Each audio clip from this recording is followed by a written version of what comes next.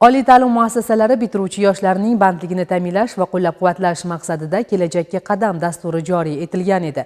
Uning ijrosini ta'minlash bo'yicha O'zmilliybank aksiyadorlik jamiyati Namangan viloyat boshqarmasi tomonidan yoshlarga imtiyozli kreditlar ajratilmoqda.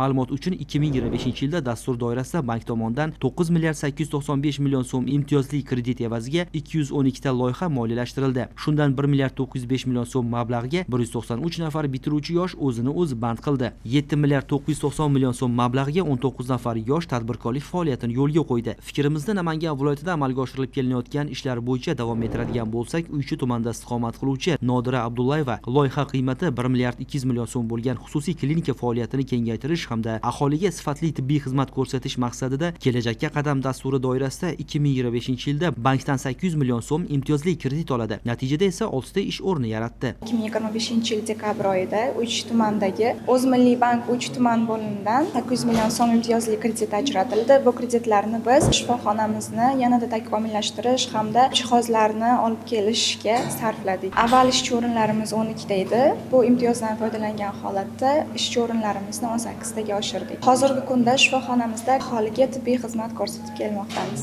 Mana shunday imkoniyatlarni yaratib berayotgan davlatimiz rahbariga minnatdorchiligimni bildirib qolaman. Tumanning Alisher Navoiy mahallasida istiqomat qiluvchi Hikmatilla Ummataliyev ham o'tgan yili bitiruvchi yoshlardan biri edi. U ham Kelajakka qadam markaziga aylanma mablag'larni to'ldirish maqsadida loyiha qiymati 1 milliard so'm bo'lgan biznes rejasini taqdim etdi. Natijada esa bankdan 800 million so'm imtiyozli kredit olib, tuman markazida maishiy texnika jihozlarini sotuvchi do'kon faoliyatini yo'lga qo'ydi. E'tiborlisi, u ham 4 ta yangi ish o'rni yaratdi. Chortoq tumanida istiqomat qiluvchi Ayibxon Obidov ham kelajagi porloq yosh quruvchilardan biri. U bugungi kunda Yangiqo'rg'on tumanining Qo'riq mahallasida Renaissance Business Plus mas'ul cheklangan jamiyati rahbari sifatida faoliyat yuritib, aholiga ko'p qavatli uylarni qurib kelmoqda. Tadbirkor 2025-yili aylanma mablag'larni to'ldirish maqsadida Kelajakka qadam dasturi doirasida 1 milliard so'mlik imtiyozli kredit oldi. Mazkur mablag'ni u qurilish materiallari va texnikalarni sotib olishga sarfladi. Mas'uliyat cheklangan jamiyatimiz 2016-yilda tashkil topgan. Viloyatimizda, shahar tumanlarimizda